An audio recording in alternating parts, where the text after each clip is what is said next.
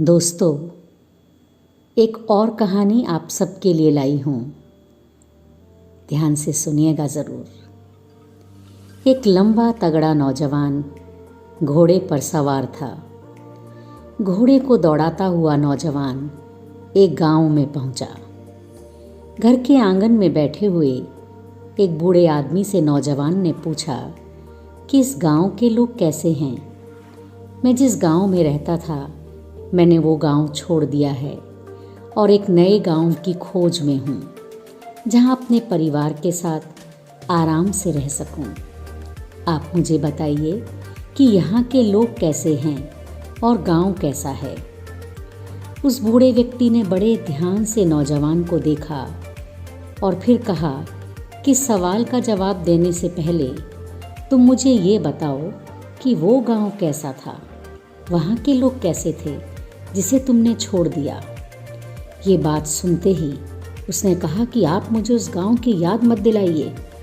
वैसे दुष्ट लोग तो दुनिया में कहीं भी नहीं हो सकते। उन्हीं दुष्टों के कारण मुझे वो गांव छोड़ना पड़ा। अब मैंने ये निश्चय किया है कि जिस दिन मैं शक्तिशाली हो जाऊंगा, उस दिन उन सब से बदला लूंगा। उस बूढ़े आदमी ने कहा कि माफ़ करें, मैंने अपना पूरा जीवन यहाँ बिताया। इस गांव के लोग उस गांव से भी बुरे हैं। आप कोई और गांव खोज लें। घुड़सवार के जाने के थोड़ी ही देर बाद एक बैलगाड़ी वहां आकर रुकी। उसमें एक 30-35 साल का युवक सवार था। उसने बड़ी विनम्रता से कहा कि बाबा, क्या मैं आपसे पूछ सकता हूँ कि इस गांव के लोग कैसे हैं? मुझे अपने परिवार के साथ निवास करना है।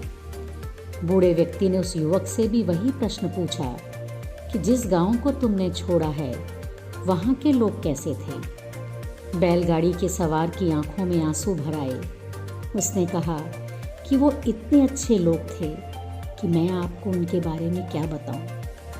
मुझे किसी मजबूरी में वो गांव छोड़ना पड़ा, लेकिन उनका प्यार, अपनापन मैं कभी नहीं भूल सकता। मेरा सौभाग्य होगा कि मैं दोबारा उन सबके साथ अपना समय व्यतीत करूं। उस बूढ़े ने कहा, बैलगाड़ी गांव के अंदर ले आओ बेटा, मैं तुम्हारा स्वागत करता हूँ। यहाँ के लोग सच में बहुत अच्छे और प्यारे हैं। ऐसे अच्छे लोग दुनिया में कहीं और खोजने पर भी नहीं मिलेंगे। दोस्तों, है ना बूढ़े व्यक्ति का जवाब बड़ा ही विचित्र। एक ही गांव के लोगों को कभी खराब और कभी बहुत अच्छा कहा। वास्तव में हर गांव के, शहर के, दुनिया के लोग वैसे ही होते हैं जैसे हम खुद होते हैं। अब ये हमारे ऊपर निर्भर करता है कि हम कैसे हैं। हमारा स्वभाव, हमारा व्यवहार दूसरों के साथ कैसा है।